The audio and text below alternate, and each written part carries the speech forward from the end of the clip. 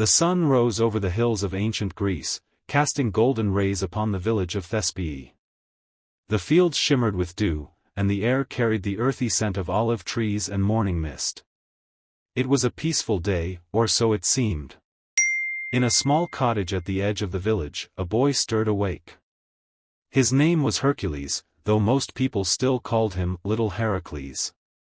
He was only 12, but even at that young age, he was unlike any other boy.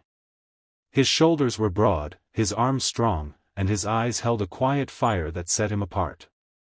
Yet despite his strength, Hercules was gentle.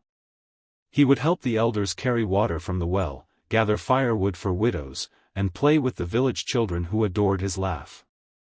The villagers often whispered that he was blessed by the gods, though a few feared that such strength was unnatural for one so young. That morning, Hercules stretched and stepped outside, feeling the warm sunlight on his skin. His mother, Alcmene, smiled from the doorway as she prepared breakfast. "Don't forget to fetch the grain from the mill before noon," she reminded him. "I won't, mother," Hercules said cheerfully, tightening the strap of the small sack slung across his back. As he walked down the dirt road leading to the mill, he greeted the shepherds who were guiding their flocks toward the meadows. But a shadow of worry clouded their faces. "Hercules," one of them called out, "you should stay close to the village today." "Why?" the boy asked, pausing. "There's been talk of a wolf, no, a monster of a wolf, prowling the hills at night. It killed 2 goats last evening. The beast is larger than any wolf we've ever seen." Hercules frowned. He had heard such tales before, but this time the fear in the shepherd's voice felt real. Still, he nodded respectfully and continued toward the mill. By noon, the village was buzzing with unease. The shepherds came back early, some missing livestock, and strange tracks had been found by the stream, paw prints larger than a man's hand. The air was thick with tension, and mothers called their children indoors. That evening, as the sky blushed crimson and the wind carried a faint growl from the forest, Hercules sat with his mother by the fire. "Mother," he said quietly, "if the wolf comes here, I will protect our home." Alcmene looked at her son and saw both her little boy and the man he was destined to become. "You must not go looking for trouble," she said gently. "Promise me you won't wander into the forest." Hercules nodded, but his heart was restless. When night fell, the wind howled like a chorus of spirits, and the sheep in the pens bleated nervously. Then, far off, came a chilling sound, a deep, savage growl that made the earth seem to tremble.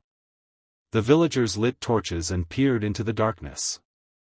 A figure moved at the edge of the fields, a massive wolf, its eyes burning yellow, its fur black as pitch. It moved with a terrible grace, its breath steaming in the cold night air. Panic spread.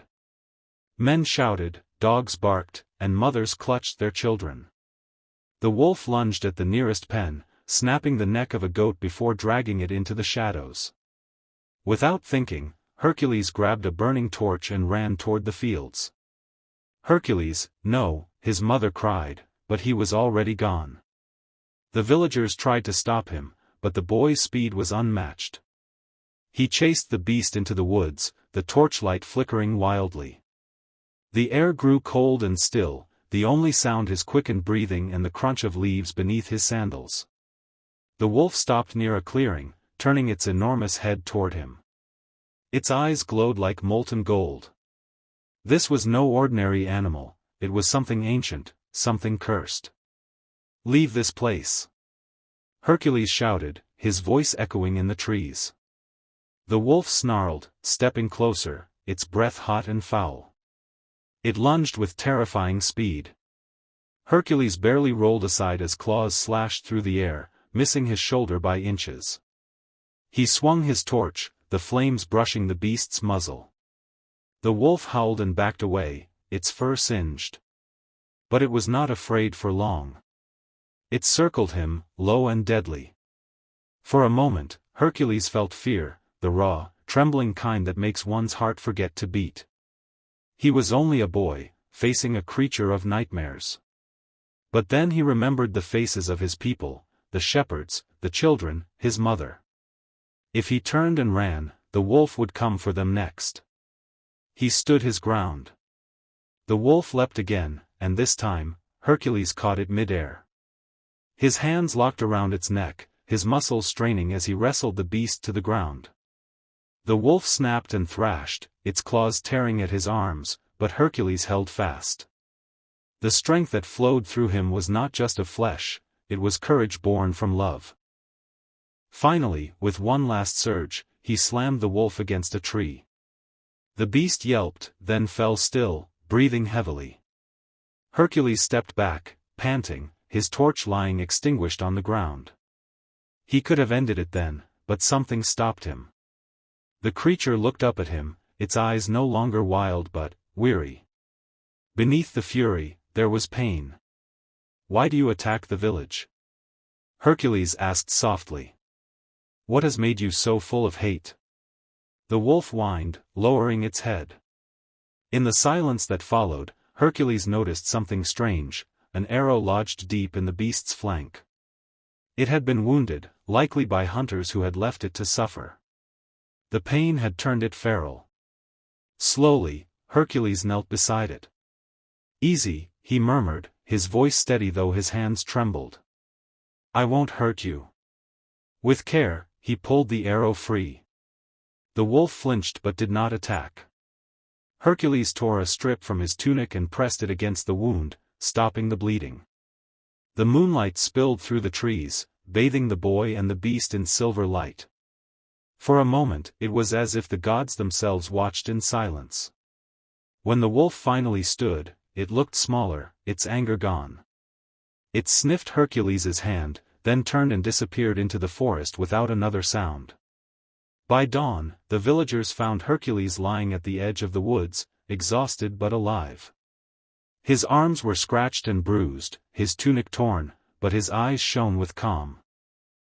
"Hercules," his mother cried, rushing to him. "You foolish, brave boy, what have you done?" He smiled weakly. "It's gone, mother. It won't trouble the village again." The shepherds helped him home, their hearts heavy with awe. They expected to find a dead wolf, but instead there was peace, the flocks grazed quietly, and no more tracks were seen by the stream. Days passed, and the story spread beyond Thespii. People spoke of the boy who fought the wolf and showed it mercy.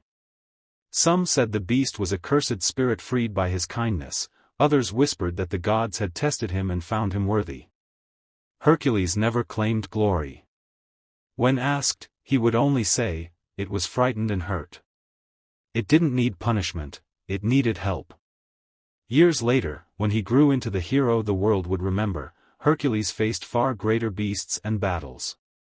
But in quiet moments, he would think of that night, the glow of the torch, the fear in his chest, and the warmth of compassion that had guided his hand. He realized that strength was not only in muscles or might, it was in the heart's ability to choose mercy over rage. And so, the people of Thespii taught their children the tale of the day young Hercules fought the wolf, a story not just of courage, but of kindness so powerful it could tame even the fiercest of beasts. Because sometimes, true heroism begins not with a weapon, but with understanding. And sometimes, the bravest thing a heart can do, is forgive.